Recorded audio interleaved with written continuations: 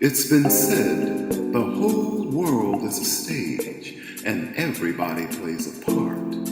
But the question remains, who's writing the script? Welcome to Around the Fire. Hi, I'm Nicole Watson. I'll be your host for here at Around the Fire. And today, me and my guests will be discussing artists as social engineers, exploring how the arts influence the development as well as the formation of a society. So before we get started, let me introduce my guests. Zazel Chavah O'Gara from ZCO Dance Project and Samantha Alethea Inniss from Curator of Art, Food, and Soul. So Zazel, please give us an introduction of exactly what it is that you do. Okay, once again, my name is Zazel Chavah O'Gara, and I have a fabulous dance company, ZCO Dance Project. It is a physically integrated dance company consisting of 10 dynamic dancers that dance beyond disability.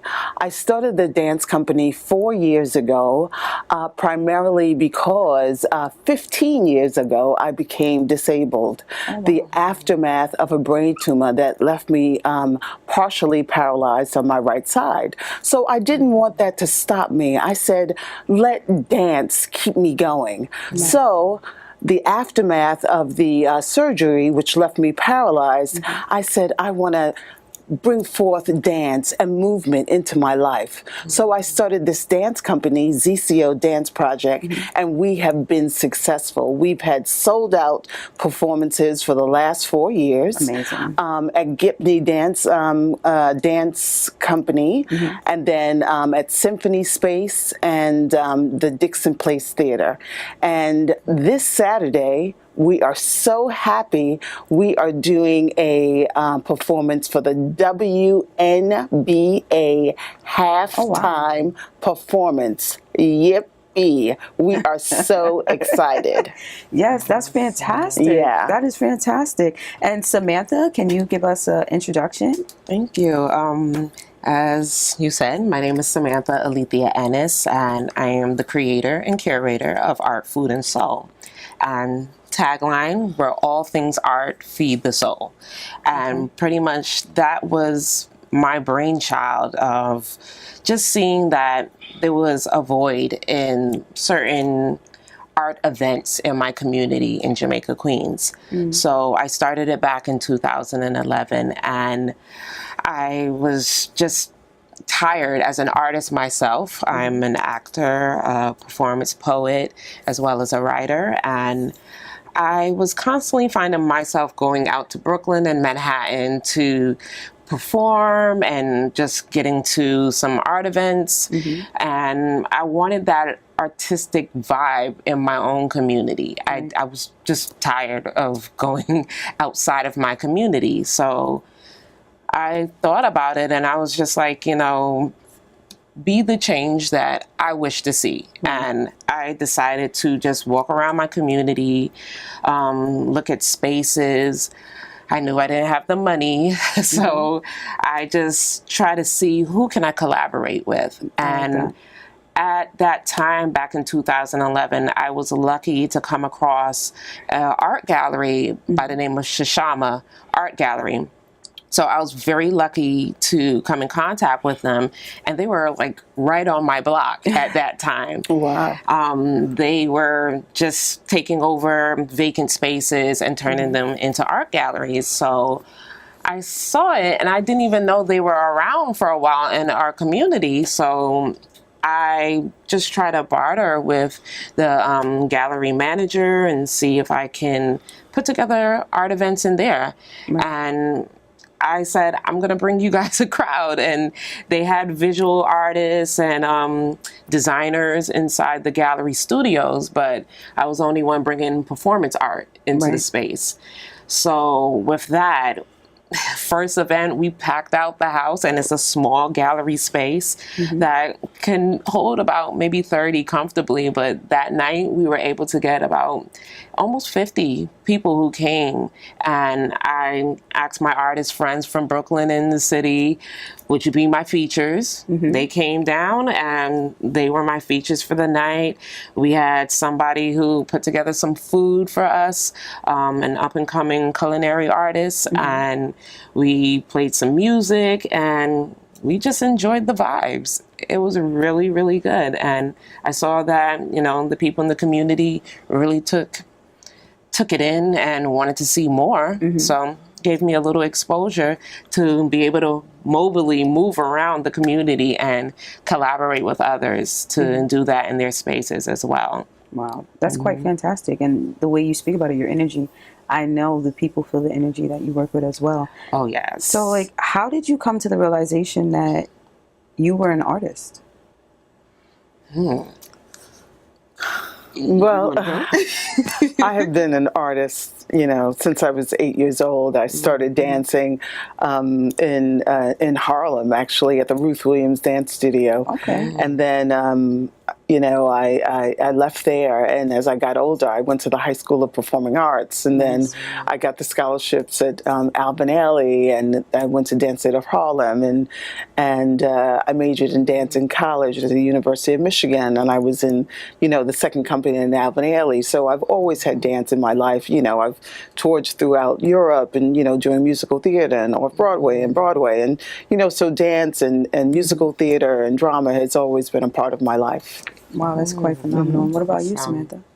Well, it's kind of funny how I really got into it, because I noticed growing up in my community, the arts wasn't really something that was favored. When you say my community, do you mean? In my neighborhood in Jamaica, Queens, where I grew up, just we'll do school plays and we'll sing, we'll dance, we'll have poetry in the classroom. But when it actually hit me that I want to do this for life, that was not something that my parents really encouraged at the time. You know, my family, coming from a Caribbean background, I think they came to this country with that American dream in mind, and they wanted me to get into something in the medical field, and I didn't like blood.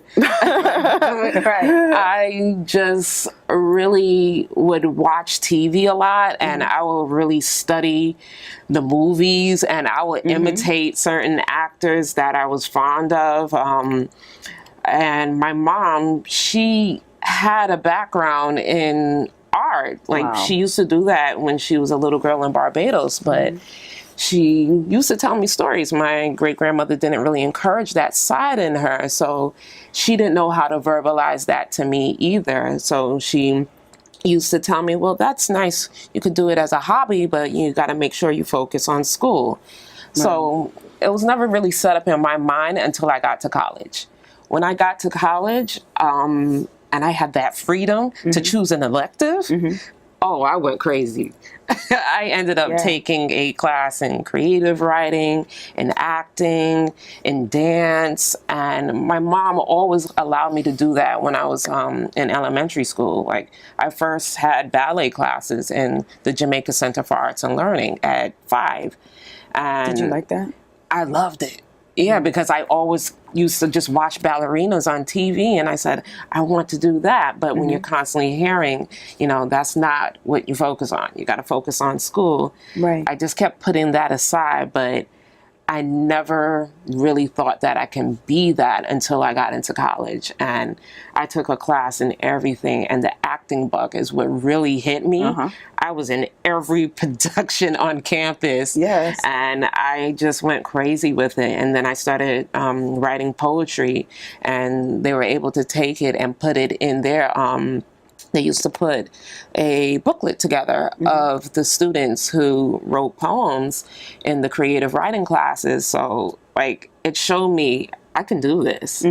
And it was not until after college, because I first got an associate's in the arts arts from Nassau Community College. And then I went on to getting my bachelor's in social work, since I still kept hearing, you gotta have a backup plan.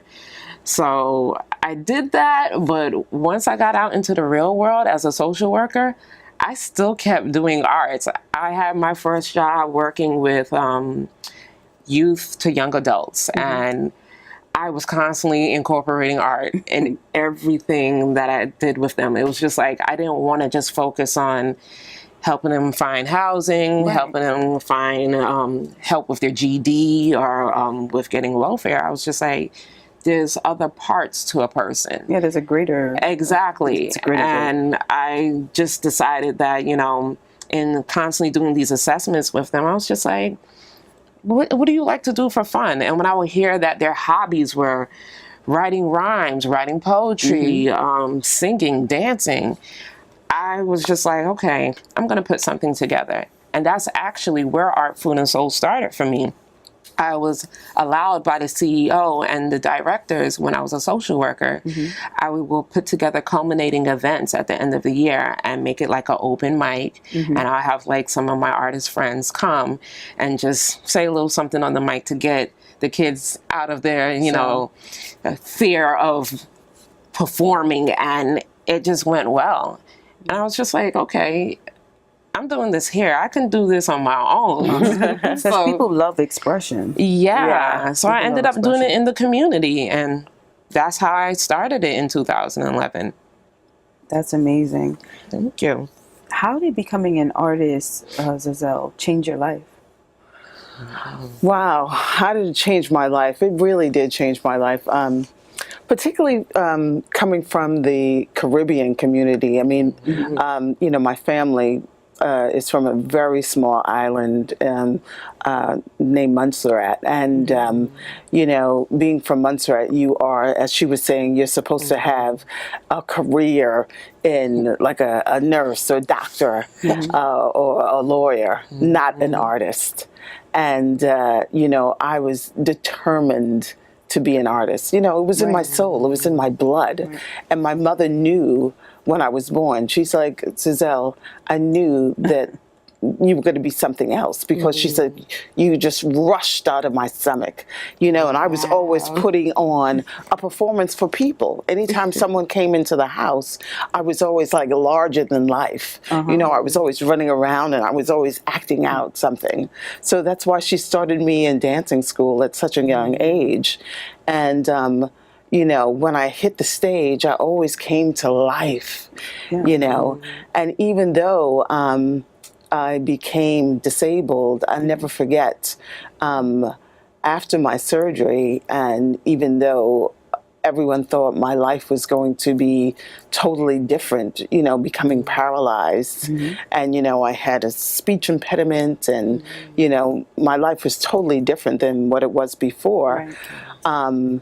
A year later, I had joined the Brain Tumor Foundation, and we had done this amazing performance, amazing conference called the Brain Tumor Awareness Day, and they allowed me to perform. And I hit the stage, and it was the first time I hit the stage after my illness. And I remember coming out of the chair, out of the wheelchair, and the music came on, and I had this entire audience of over 500 people. Wow. And I started to move, and I said, this is me. I'm a dancer. That's right. And I came to life. And then I said, wait a second, I could also make money out of doing this. Yes. That's the goal, right? Yeah, that's the goal. Yeah, exactly. And, I got a round of applause and a standing ovation. And I said, hey, this is me. Dance is my life. Wow. And I knew that I was an artist, Wow. That's amazing. That's how I feel, actually, about the arts. And I feel like I feel like when people are in situations where maybe they're not supported from, like when they first realize that's what they want to do from young children, some people may see it as a hindrance, but I see it as things happen exactly as they're supposed to happen, right on time, and the wind blows just the way it should. Absolutely. And sometimes if we're given what we want right away, we may not realize that we really, really want it. Sometimes you got to be hungry and really fight for the good fight. Absolutely. I think that's great. So what inspires you? I will say the world. Everything around us inspires me, and it inspires my art. A lot of the things that I have written in my short stories, my monologues, my poems, has been influenced by what I see in the news. It's just like, if I'm mad at what is happening in society, or even if something that I've seen in the world around me, I may see a couple on the train, and just seeing how they're into each other, that may inspire me to write something about love. And it's just what I'm seeing around me that affects me. I put it into my art, and especially on stage. Like, that's the backstory I'm able to create as an actor when I'm trying to connect with the character on the page. I try to pull from those different experiences that I see in the world around me, and I put it into that character. And just like you said, like, it makes you come alive. Absolutely. Yeah. And truly, that's what makes me feel so much more alive, is art. It's therapeutic to me, because this world makes me feel stifled. Absolutely. She said the magic word, therapeutic. Yes. Yeah, that's the magic word. That's the key word. Absolutely. Therapeutic. Yeah. Because literally in many of the jobs that I've done behind a desk, and it feels too corporate to me. Yeah, I feel so stiff. And I don't feel alive. But let me come on a stage and I hear a round of applause, or I can hear that person in the audience going, And I'm just like, something's resonating. Well, it's so funny that you said that you're a social worker. I became a social worker after my illness. It's such a long story, I won't get into it. And here I am, I'm a social worker, and I'm an artist. And I remember, I got my first job. And, I was very happy. I'm like, oh my God, I became a social worker, even though I'm an artist. And everyone, of course, my West Indian parents, like, oh, she got a real job now. She got a real job now. She's no longer an artist. So I got I've heard that before. That's why I'm laughing. So here I am, and I'm at the job. But, I look different. I have a different energy. You have a different energy when you're an artist. You do. And I'm in a hospital, and everyone recognized this girl's different. What do you do outside of here? Exactly. Always. Everyone asks me that. What do you do? What else do you do? Love my life. Right. Exactly. I'm not just waiting for the pension.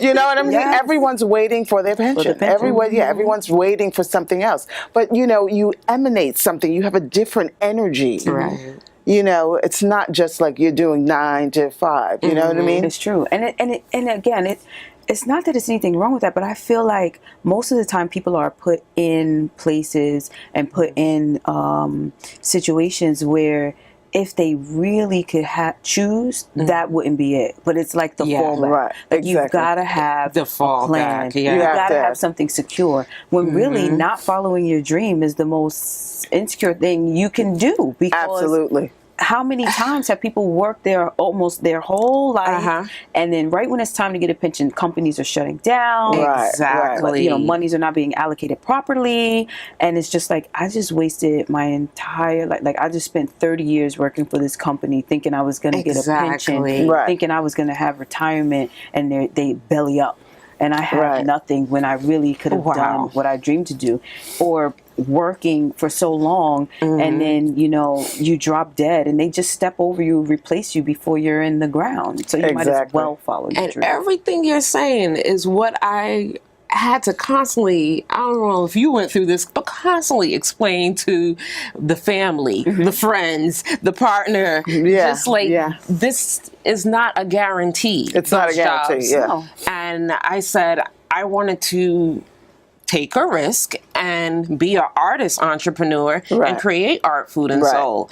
Because nothing else is very guaranteed for me. So why not? I do something that I'm passionate about and see where it takes me. And yes, it has not been an easy road. Being an entrepreneur it can look glamorous how people make it seem on TV. But it's hard and hungry. Yeah, I've had moments where it's just like, I don't know when the next check is coming, but at the same time, I'm still happy. Yes. I am happy doing everything I'm doing because I just feel free. And that is one reason I decided to be barefoot for this. Because I said, I want to be in tune to the earth. And when you look around, first of all, we started with nothing, bare. There were no clothes, there were no shoes, no socks. And people were in tune, like the plants, people were in tune to the earth. And so even when you look at other states where, it's cleaner,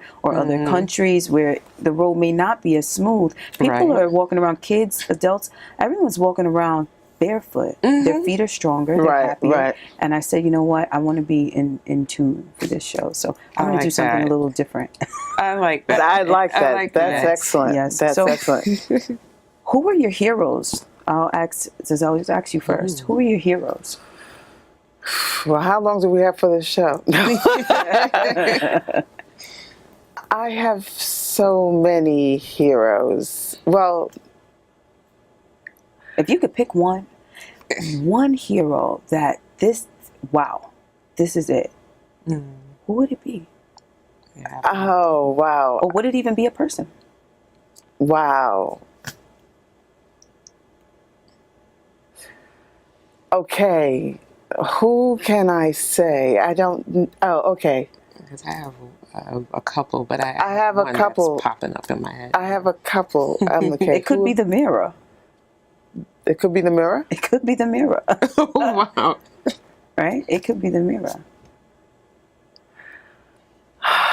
Okay, you start first. Okay, 'cause I have to like put it in check. Yeah, because I do have a lot as well. But one, when you said that popped up in my mind is Maya Angelou. Yes. Okay, that's an excellent one. Yeah. Excellent. She's phenomenal. She's phenomenal. Being an actress, a singer, a dancer, a poet, a writer, I have admired her since I was a little girl, and just knowing her story and reading her books and seeing how she came up, I was just in awe of her. And I always used to say, I'm going to be just like that. But I didn't share it with anybody because I just didn't want anybody trying to shake that thought of being an artist in that way. I just always looked at her as just such a creative person. And I feel I identify as a creative, just not just an artist, but a creative artist. So in seeing her growing up, like I remember I only knew her as just writing the books. And then all of a sudden I knew her as the poet. And then I remember as a little girl seeing a TV show that she was on with Richard Pryor.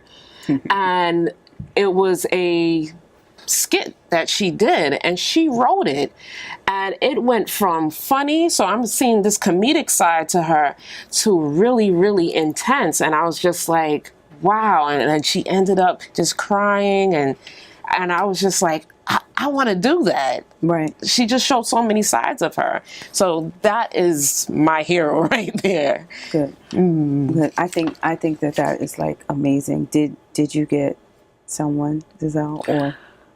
Well, I have a few, to say the least. Michelle Obama. You know what? Yes. Starting from amazing, humble beginnings. Humble beginnings. Yeah, that's important. That To is becoming the first lady right. and still remaining humble. And no Exactly. scandals. No And no scandals. scandals. No Exactly. scandals. No scandals. No scandals No, there. no Beautiful scandals. representation for It us. is, and it's important for us as Black women to have people like that to look toward, and for our youth to have people to look Yeah. toward. Because again, as artists, we shape the world. Exactly. People look to us for closure, for openness, for expression, for how to express themselves, for how not to express themselves. People look at us for enjoyment, for everything. For And entertaining, that brings yeah. me to Zazel. Your art tells a really, really large story. As you stated, from being an artist, a dancer, before you had a medical condition, and after, and making it even larger. And that brings me to your clip. So now we're going to watch a clip from ZCO Dance Co.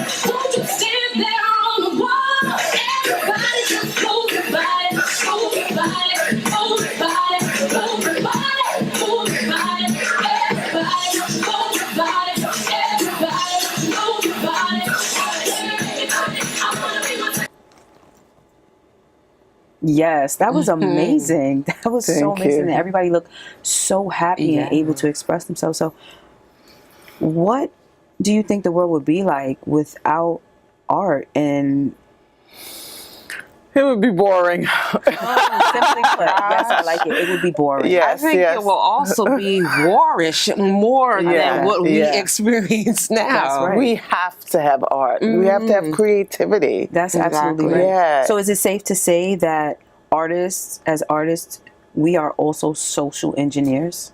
Yes. Yes. Yeah. Right. Yes. Yeah, I would like to say that. So, what is it? Anything you would like to wrap with, and let the people know before we leave around the fire?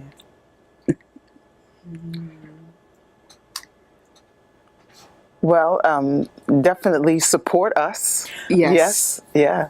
Yes. Good to point out. Yeah. Yeah. Support us. Support our endeavors. Yeah, because artists, we need that support, and it's funny that we're constantly seeing people who will come enjoy the art, but funding is a struggle out there in this nation when it comes to art. Arts and education, everything is struggling, Right, but right. Art. if Absolutely. we want more of it and see more of it, we need that support. Absolutely. And I must add this, I'm on the Arts and Education Committee with the Board of Education, and we are really trying to implement changes within the Board of Ed to try to bring arts, and I'm working on dance for special ed students. And I'm also trying to bring disability dance within Queens.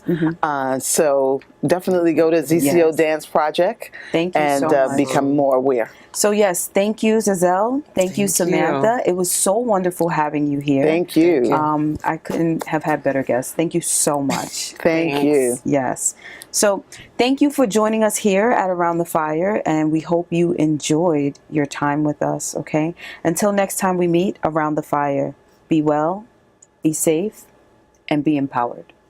Thank you. Awesome.